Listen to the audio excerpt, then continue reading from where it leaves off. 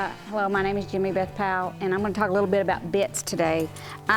During the week, I like to ride with something with a little bit more like a draw bit, where I can get a little bit more flex, not on all horses, but one of the horses I'm riding now, I ride him in this all week. It's a April Jaeger.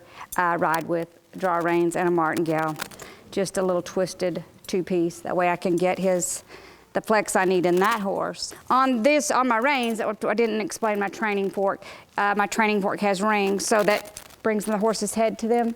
So those rings will you run your reins through them. So what I want there about that big, I want that hose to stop that ring instead of running up to my snap and catching on it. That's just a piece of water hose, and learned this trick from Lance Graves. I run him in one of the Michelle McLeods. I have two different ones. I have this one, and it has a little bit more gag. This would be more of my smaller pin bit with him.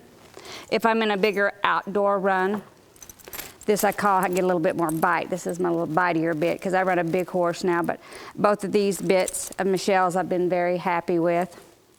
Like I said, I run this one in a smaller pin. It has more gag to it. During the week on some of my horses, just relaxing. I get the Kendra Dixon's bit. I'll ride during the week just to kind of keep them soft. The mouth, it has a square mouthpiece. I ride a pretty loose curb, but this is a nice bit just to ride during the week. An Ed Wright pretzel bit, everybody thinks it looks really rough, but this is only as rough as your hands.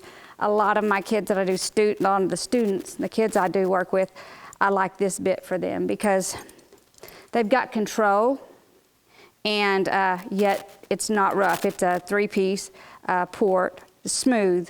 But again, I like to use this on a lot of the students and younger beginner riders, because a mistake I see a lot is people not bitting horses up enough for the kids. So those are my bits. I have a lot of bits, but I only use a handful.